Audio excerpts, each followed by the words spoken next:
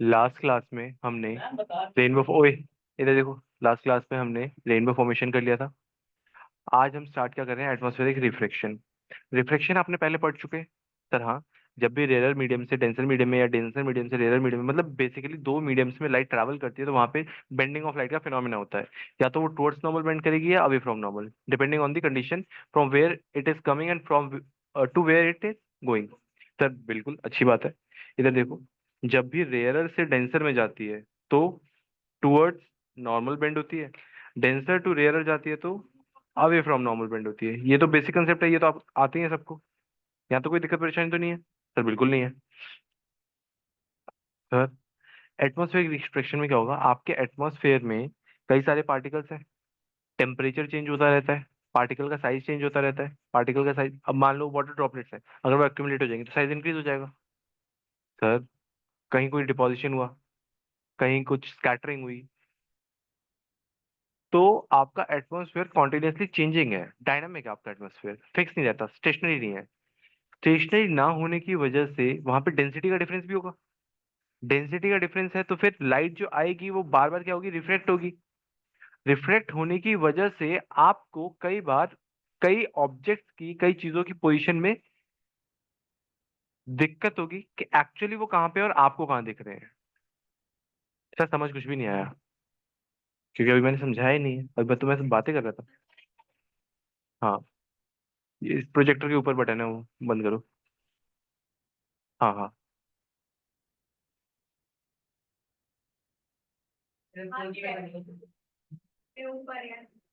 बेटा तेजस बंद करना।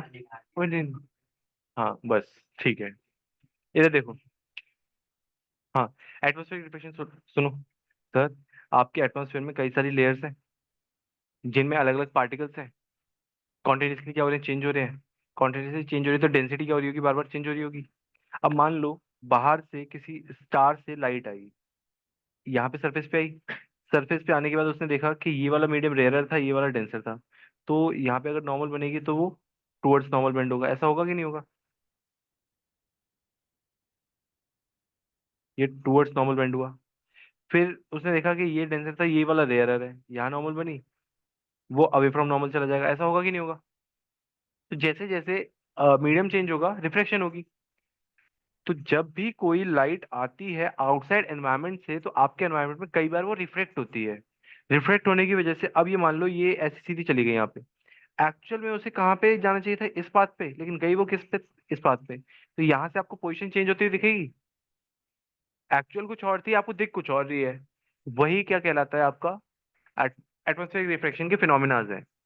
स्टार्स की पोजीशन आपको कुछ और दिखती है, सन की पोजीशन आपको कुछ और दिखती है।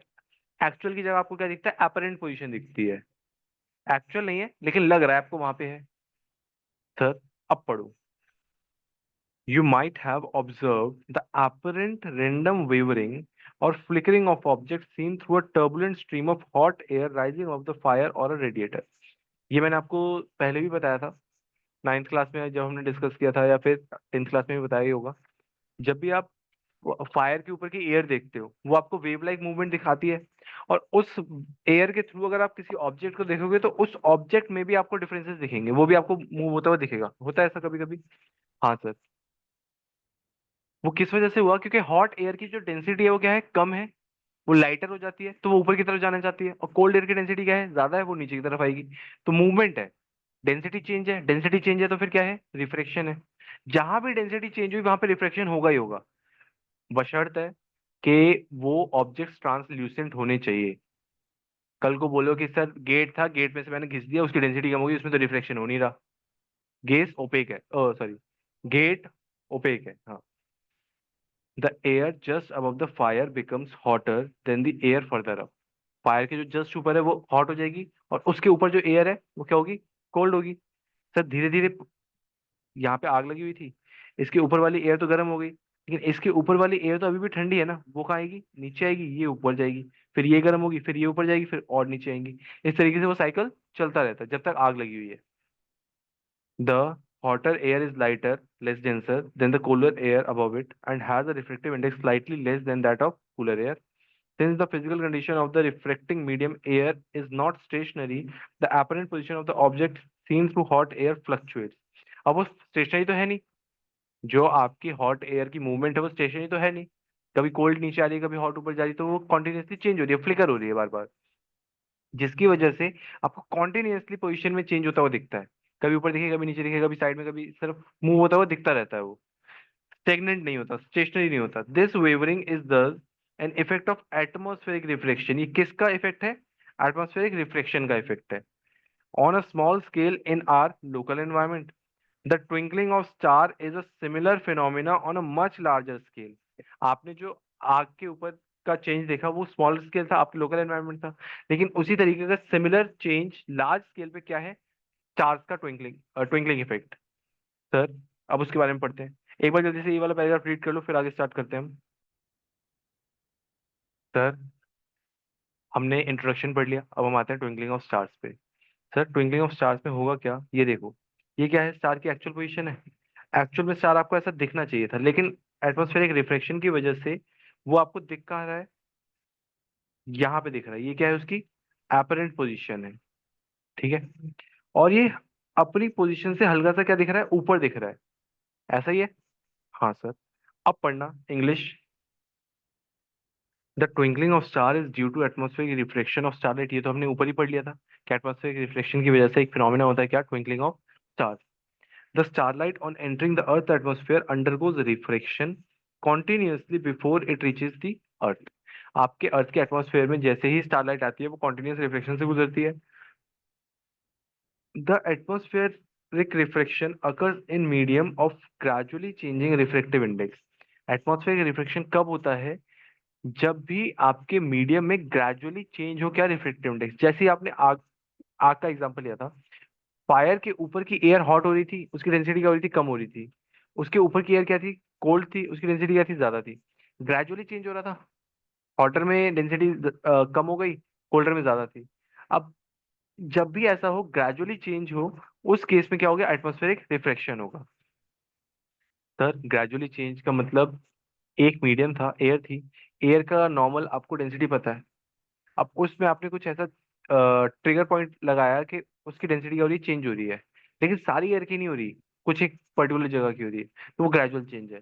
ऐसा नहीं कि ग्लास से आप एयर में आए, वहां पे तो ग्लास और एयर मटेरियल अलग हो गए ना। यहाँ पे हम एयर की ही बात कर रहे हैं। Sir, since the atmosphere bends starlight towards the normal, the apparent position of star is slightly different from its actual position. Actual position से apparent पोजीशन डिफरेंट है, ये तो हमें पता ही चल गया। सर, सुनो।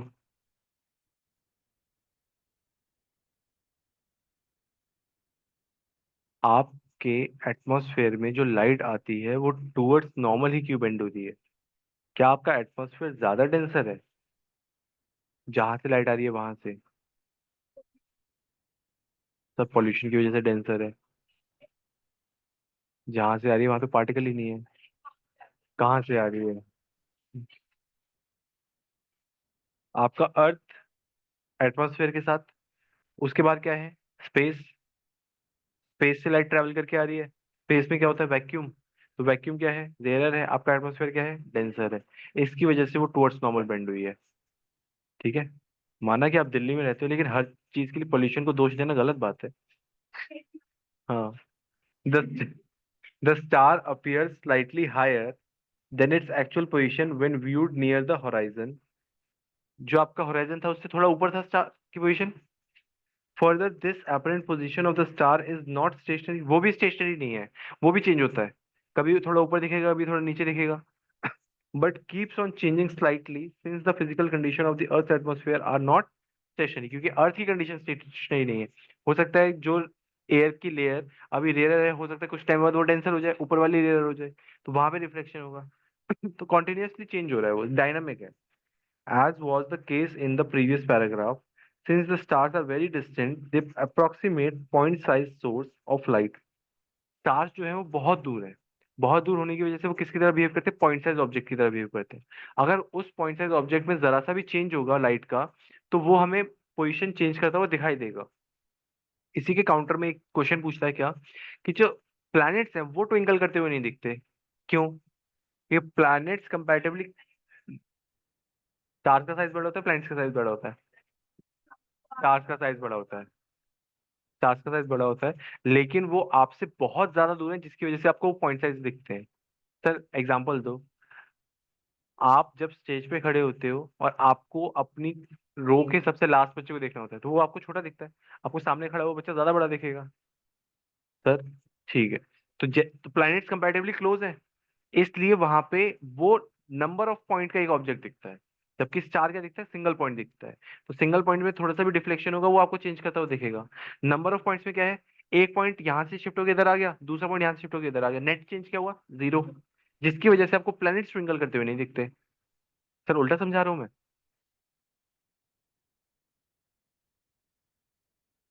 चलो। प्लैनेट्स क्यों नहीं दिखते? दिखते हैं, उसके लिए या तो लेट सोना पड़ता है या जल्दी जगना पड़ता है।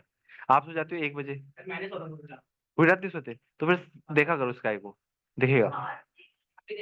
कभी कभी कुछ कुछ प्लैनेट्स दिखते हैं। हाँ इधर देखो। As the path of rays of light coming from the star goes on varying slightly, the apparent position of the star fluctuates and amount of starlight entering the eye flickers. The star sometimes appears brighter, कुछ time कभी कभी bright दिखते हैं, कभी कभी वो dim दिखते हैं। क्यों? उसी को हम क्या बोलते हैं? Twinkling effect. सर समझ नहीं आया कुछ भी। बेटा आप सीधा कर लो, स्टार की जगह अर्थ कर दो और सर प्लैनेट, इधर देखो इधर। बेटा प्लैनेट ट्विंकल क्यों नहीं करते? Planets are much closer to earth, earth के बहुत पास है। जैसे वीनस की बात करूं, वीनस पास है अर्थ के, सन दूर है। सन भी स्टार है ना एक। बट हम सर की बात नहीं करेंगे, हम किसी और स्टार की बात कर रहे हैं। हम बात कर रहे हैं पोल स्टार की। चलो, पोल स्टार और वीनस कौन पास है? वीनस पास है। जो ऑब्जेक्ट पास होता है वो आपको कैसा दिखता है? बड़ा दिखता है। बड़ा क्यों दिख रहा है? क्योंकि वहां पे आपको नंबर ऑफ पॉइंट्स क्या दिखते हैं, ज्यादा दिखते हैं। हम हाँ, बड़े ऑब्जेक्ट में आपको पॉइंट्स ज्यादा दिखेंगे ना। जैसे आप स्टार है, सिंगल पॉइंट काउंट कर रहे हो उसे, आपके पास बेंच है, आप कई सारे पॉइंट्स मार्क कर सकते हो उसमें, इस तरीके से। अब उसमें क्या होगा, मान लो ये वाला पॉइंट उठ के यहाँ चला गया, ये वाला पॉइंट उठ के यहाँ आ गया, ये वाला उठ के यहाँ चला गया, तो नेट इफेक्ट क्या रहा? जीरो। तो नेट इफेक्ट जीरो है, इसलिए आपको प्लैनेट स्प्रिंकल करते हुए नहीं दिखते, क्योंकि आपको तो पॉइंट्स वहीं दिख रहे हैं ना। उन्होंने इंटरनली भले ही पोजीशन चेंज कर लियो, लेकिन आपको दिख रहे हैं। स्टार्स में क्या, सिंगल पॉइंट है, अगर उसने पोजीशन चेंज कर ली, मान लो ये स्टार था, उसने पोजीशन चेंज करके यहाँ आ गया, तो आपको तो वो यहीं दिखेगा। इसलिए वहां पे पॉइंट, सिंगल पॉइंट पे आपको ट्विंकलिंग इफेक्ट दिख रहा है, यहाँ पे मल्टीपल पॉइंट्स में आपको ट्विंकलिंग इफेक्ट नहीं दिख रहा।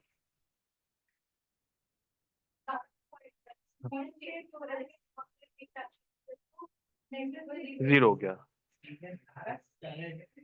And are thus seen as extended sources if we consider a planet as a collection of large number of point sized sources। अगर हम ऐसा मान के चलें कि planet क्या है, collection of points है, the total variation in the amount of light entering the eye from all the individual point sized source will average out to be zero। Average क्या हो जाएगा उनका? जीरो हो जाएगा।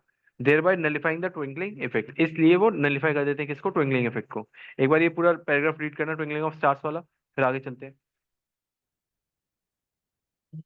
सर देखो, हमने पढ़ लिया, अगला कंसेप्ट क्या है। अभी मैंने आपको क्या बताया कि यहाँ पे एटमॉस्फेरिक रिफ्लेक्शन की वजह से स्टार एक्चुअल में यहाँ था, लेकिन उससे कुछ ऊपर दिख रहा था। सेम केस किसके साथ होता है? सन के साथ। सन भी होराइजन से नीचे है।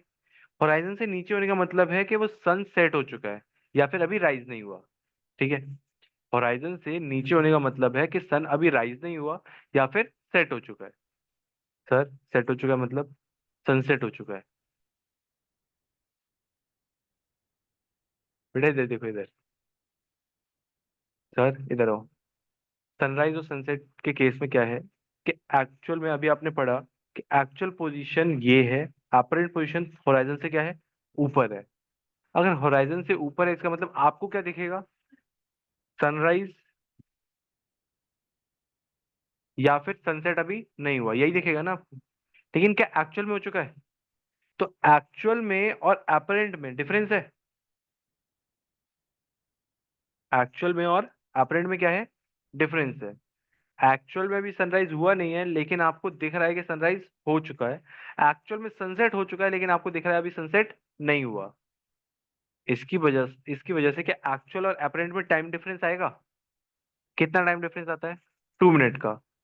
2 मिनट का सनराइज के टाइम पे और 2 मिनट का सनसेट के टाइम पे, टोटल कितना हो गया?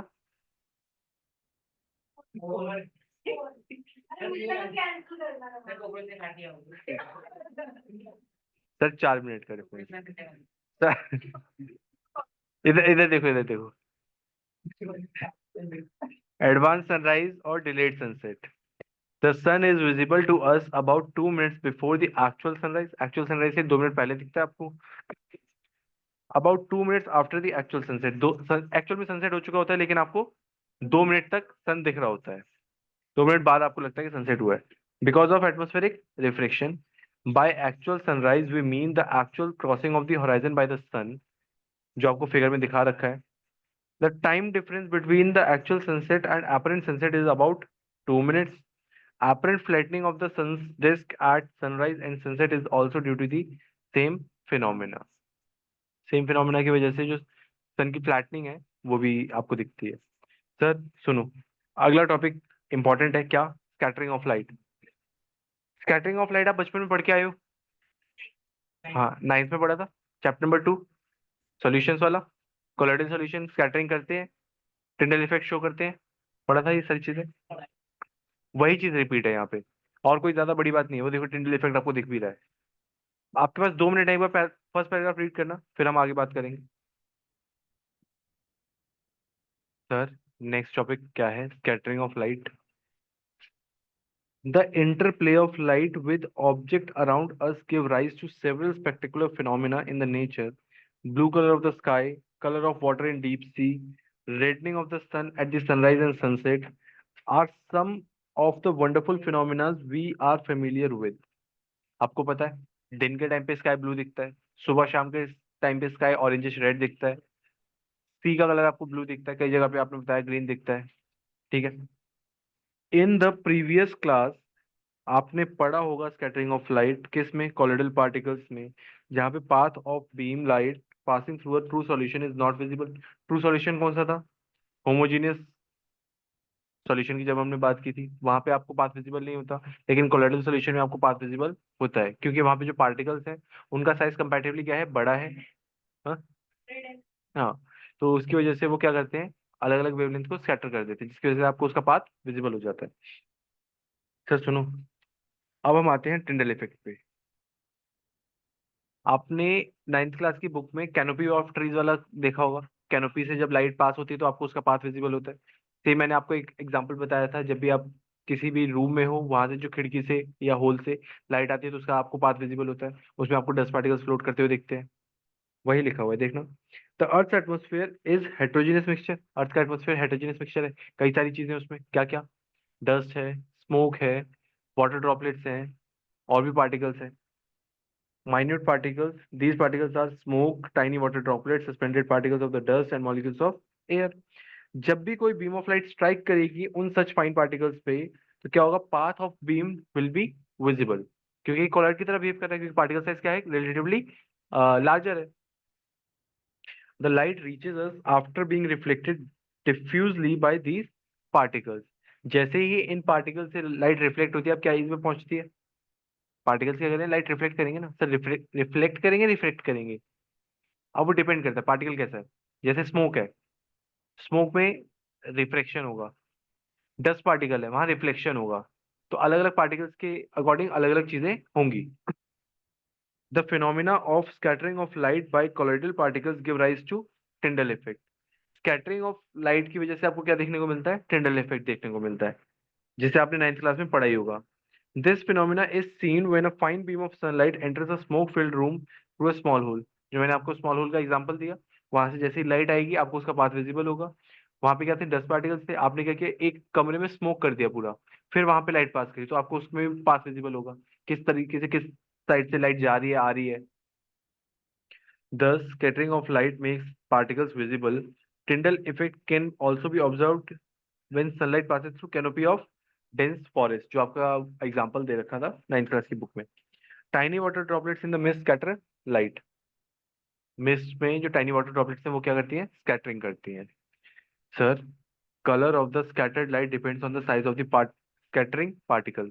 स्कैटर जो पार्टिकल कर रहा है उसका साइज कितना है, उस पर डिपेंड करेगा कि आपको कलर कैसा दिखेगा, क्योंकि अलग अलग कलर की वेवलेंथ अलग अलग होती है, उसको स्कैटर करने वाले पार्टिकल का साइज भी अलग अलग होता है। Very fine particles scatter mainly blue light. जो बहुत फाइन पार्टिकल्स हैं वो किसको स्कैटर करते हैं, ब्लू लाइट को। While particles of larger size scatter light of longer wavelength. लेकिन जो थोड़े बड़े पार्टिकल्स हैं वो लॉन्गर वेवलेंथ की लाइट को स्कैटर करते हैं। If the size of the scattering particles is large enough then scattered light may even appear white. लेकिन अगर स्कैटरिंग पार्टिकल्स का जो साइज है वो बहुत बड़ा है, इज लार्ज इनफ, तो उस केस में आपको लाइट जो है वो वाइट ही दिख सकती है। मान लो 10 100 नैनोमीटर की जो वेवलेंथ है वो स्कैटर कर रही, 100 नैनोमीटर का जो पार्टिकल साइज है वो स्कैटर कर रहा है 700 वेवलेंथ वाली लाइट को। इससे बड़ा साइज आ गया, मान लो 1000 आ गया, तो विजिबल रेंज तो खत्म हो गई, वहां पे तो कलर आएंगे नहीं। तो हो सकता है कि वो आपको पूरी light as a white light ही दिखे। तो ये कह रहा है वो, सर स्काई का कलर ब्लू क्यों होता है। अभी बताया स्कैटरिंग इफेक्ट। जो स्काई के पार्टिकल्स हैं, फाइन पार्टिकल्स हैं, तो ब्लू कलर को क्या करते हैं, स्कैटर करते हैं। लेकिन सनराइज और सनसेट के टाइम पे एक तो उनका डिस्टेंस बहुत ज्यादा दूर होता है, पार्टिकल्स का जो साइज है वो चेंज होता है। सर कैसे, सनराइज और सनसेट के टाइम पे वाटर ड्रॉपलेट का साइज ज्यादा होता है, कोल्डर रीजन हो जाता है, रात भर मौसम ठंडा होता है, तो वाटर ड्रॉपलेट्स क्या होते हैं, कंडेंस हो जाते हैं, साइज इंक्रीज हुआ। जैसे ही सनराइज होता है, सन की हीट की वजह से वो फिर से वेपराइज होना स्टार्ट होते हैं, उनका जो साइज है वो कम कम हो जाएगा, छोटा छोटा हो जाएगा। तो दिन में आपको स्काई कैसा दिख रहा है, ब्लू दिख रहा है। सर ऐसा ही कुछ कंसेप्ट लगता है यहाँ पे, देख पढ़ना एक बार। The molecules of air and other fine particles in the atmosphere have size smaller than the wavelength of visible light. These are more effective in scattering light of shorter wavelength at the blue and than the light of longer wavelength at the red end. जो आपके atmosphere में है, वो बहुत fine particles हैं जो क्या करते हैं, ब्लू लाइट को ज्यादा स्कैटर करते हैं, इसलिए आपको स्काई कैसा दिख रहा है, ब्लू दिख रहा है। The red light has a wavelength about 1.8 times greater than the blue light. Blue light की वेवलेंथ मैंने आपको बताई थी समथिंग अराउंड 380 टू 400 होती है, और रेड की क्या है 700 टू 720 होती है। अब जो रेड है उसकी वेवलेंथ कितनी है, 1.8 टाइम्स ऑफ ब्लू की वेवलेंथ। तो ब्लू को स्कैटर करने के लिए फाइन पार्टिकल्स लगेंगे, रेड को स्कैटर करने के लिए थोड़े लार्ज पार्टिकल्स लगेंगे। Thus, when sunlight passes through the atmosphere, the fine particles in the air scatter blue light more strongly than red. इसीलिए आपने कई बार देखा होगा जितने भी आपके डेंजर के सिग्नल्स होते हैं, डेंजर साइंस होते हैं, वो सब किस में होते हैं, रेड कलर में होते हैं, क्योंकि वो स्कैटर नहीं हो रहा, वो आपको क्लियरली विजिबल होगा। The scattered blue light enters our eyes. If the earth had no atmosphere, there would not have been any scattering. अगर अर्थ में एटमॉस्फेयर ही नहीं होता तो स्कैटरिंग भी नहीं होती, स्कैटरिंग नहीं होती तो आपको स्काई कैसा दिखता, डार्क दिखता। तो क्यों, आपने स्पेस में देखा है, स्पेस कैसा दिखता है आपको, ब्लैक दिखता है, पार्टिकल नहीं है इसलिए स्कैटरिंग नहीं है, इसलिए वो आपको कैसा दिखता है, डार्क दिखता है। Then the sky would have looked dark. The sky appears darker to passengers flying at the high altitude. जैसे जैसे पैसेंजर्स हाई ऑल्टीट्यूड पे जाने लगते हैं, उन्हें स्काई कैसा दिखता है, डार्क दिखने लगता है। You might have observed that danger signal light are red in color.